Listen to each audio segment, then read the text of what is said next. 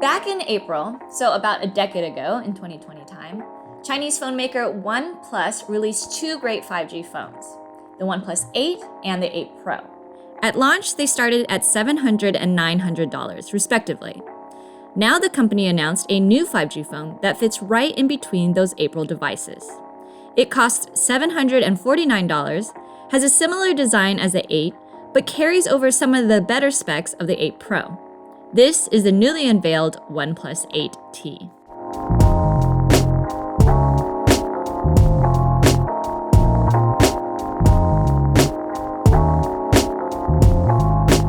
Besides the big camera bump on the back, the OnePlus 8T looks pretty similar to the OnePlus 8.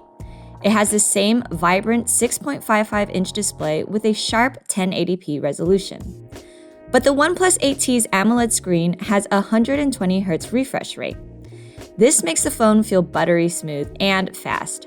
It's one of my favorite things about the phone, and scrolling through social media feeds and home screen pages just feels super quick and responsive. Like the OnePlus 8, the 8T has a standard, ultra-wide, and macro camera. But it also has a fourth monochrome camera. This camera doesn't take photos itself, but helps out with lighting when you want to take black and white photos.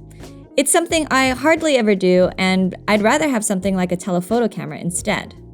I will say though that OnePlus did slightly improve the macro camera. Instead of 2 megapixels, like it was on the OnePlus 8, it's now 5. I mean, I still prefer shooting close-up with the standard camera, but at least colors aren't as washed out and details are a bit sharper than last time.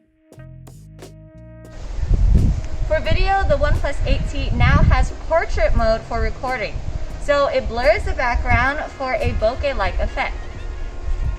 The mode adds more polish and drama to your footage, which I like, but the feature isn't always perfect.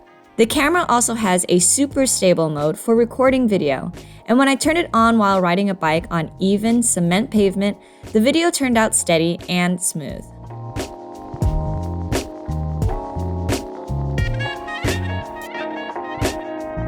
The OnePlus 8T runs Android 11 out of the box and has a refresh interface that has improved for the better.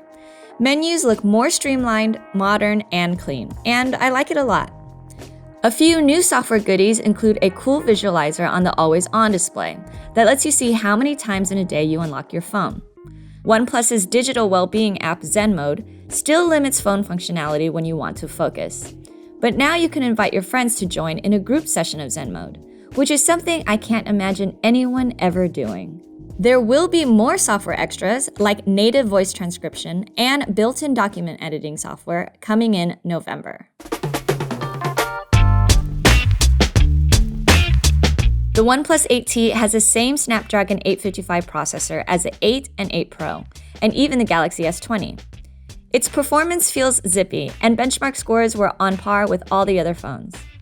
Inside is a 4.5 ampere-hour battery, a capacity that's, again, between the OnePlus 8 and 8 Pro. A preliminary battery test for continuous video playback on airplane mode showed a result of about 24 hours. For comparison, the 8 and 8 Pro clocked in about 19 hours.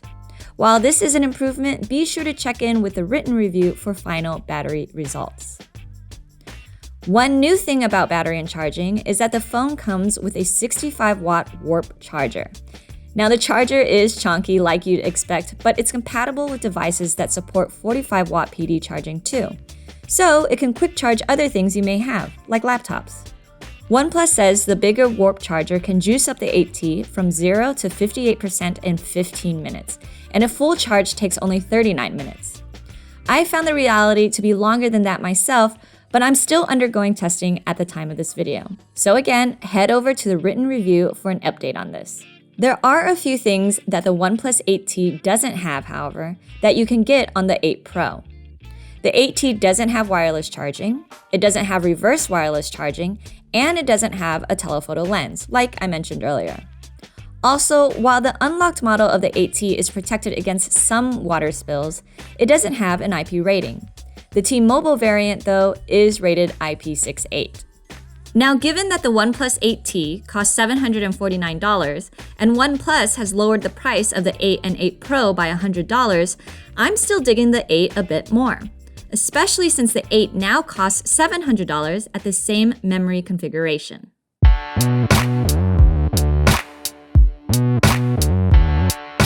Don't get me wrong, the 120Hz display is brilliant, and I'm sure whatever OnePlus phone you go with, you'll be satisfied. But I'm not quite down to pay more for a bump in battery life and a monochrome camera that I'll probably hardly use. And remember, the OnePlus 8 came out in April. It's still a great phone in its own right. It has a long battery life and a smooth 90Hz display. I know mentally it feels like April was a long time ago, but the notion that the OnePlus 8 is an old phone just hasn't settled in yet. Plus, with a lowered price, it's even more compelling.